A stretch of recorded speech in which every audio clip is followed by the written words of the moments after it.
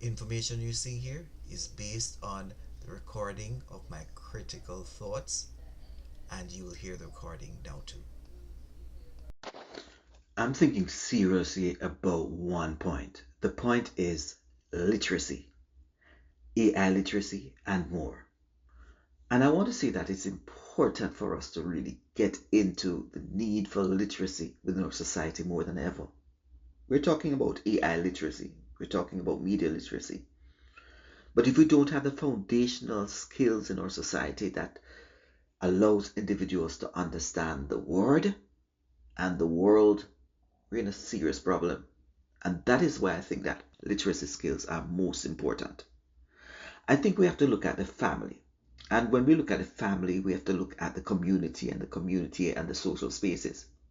And that is why I like to compound theories. I like to compound that Bronfman Brenner as it relates to the society and all the aspects of what influences a child's development and so forth. Because the home is a part of the literacy development, but there are external places. Now, I've always said in England that most of the time a student will be at home. So we have to think about literacy practices in the home. And a question might be asked, how can we ensure that literacy is right through the spaces? Governments across the world have to invest.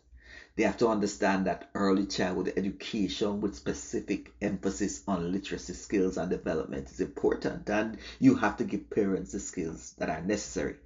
So rather than trying to achieve that when a student is in grade 7 or a bit earlier and saying that they are not reading well, we have to ensure that we get these skills up. And that is why having to think about one thing now. We're having to think about what is literacy when it's embodied with AI. And that's a whole thought that people have not considered. So we now have to think about how are we going to teach literacy skills, the word, phonological awareness, and all these things that are necessary for decoding words, bringing them into meaning, and also applying the whole structure of an AI framework. That might sound complex, but it is possible if we think about literacy as not just in a singular term, but understanding that it's emerging in different formats. Now, that is why if we have foundational skills that are now employing some aspects of AI, we have to let students be aware of. Children learning to read and write need to understand about AI. They need to understand also that the text that they're reading can be influenced by algorithms. We have to put it in simple terms. And as they're reading and understanding and decoding and understanding the letter sounds and so forth, they understand some issues that are going to happen in their lives.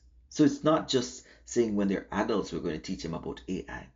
We have to think about a form of literacy, and that's why I go back to Pablo Freire's thought about teaching the word and also understanding the world around. So doing both. I want to articulate that further, and I've done that in several documents I've created. And I love to engage because today's society will require more than just reading and decoding words, but understanding the essence of what's happening. And that is why I think when we look at some Scandinavian countries, such as Sweden, they have a good literacy program that they've started that also includes AI literacy. And I think that's fundamental in getting things on. So I just wanted to share that with you. It's just a dialogue I'm having, and I just want to share that with you because we have to compound now our thoughts on literacy as educators, thinking in that space that it has to be more than what we're offering now. How we do that? We have to merge frameworks together, and that is going to take some thought. That's my thought for now.